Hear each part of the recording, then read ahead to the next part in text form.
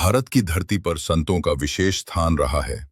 वो केवल धर्म के उपदेशक नहीं, बल्कि समाज का आईना भी होते हैं।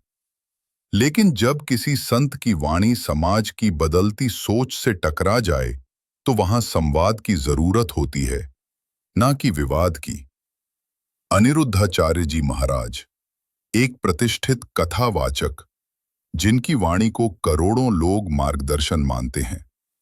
हाल ही में उन्होंने लिव इन रिलेशनशिप और महिलाओं के चरित्र पर जो बयान दिया, उसने पूरे देश में हलचल मचा दी है। उन्होंने कहा, जो महिलाएं लिव इन रिलेशनशिप में रहती हैं, उनका चरित्र सवालों के घेरे में आता है।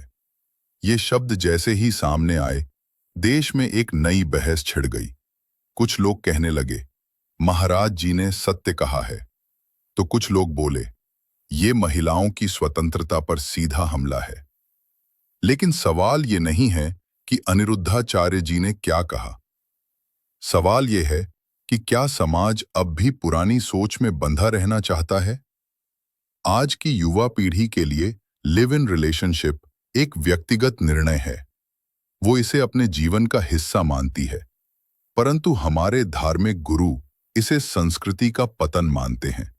क्या सिर्फ लिव इन रिलेशनशिप में रहने से किसी का चरित्र खराब हो जाता है?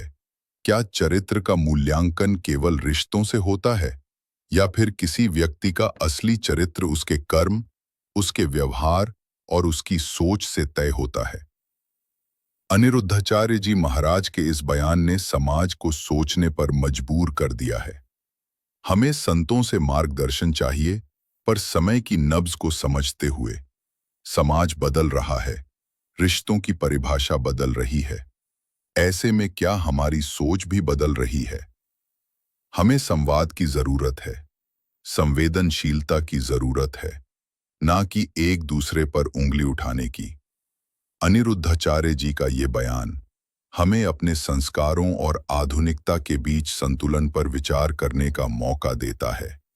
अंत में विवाद हो, पर मर्यादा में, आलोचना हो, पर सम्मान के साथ, क्योंकि समाज तब ही आगे बढ़ता है जब विचारों में स्वतंत्रता और संवाद में संवेदना होती है।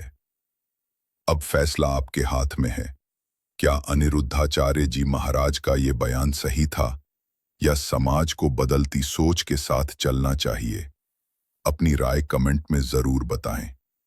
अगर आप चाहते हैं कि ऐसी सच्चाई वाली बातें आप तक पहुंचती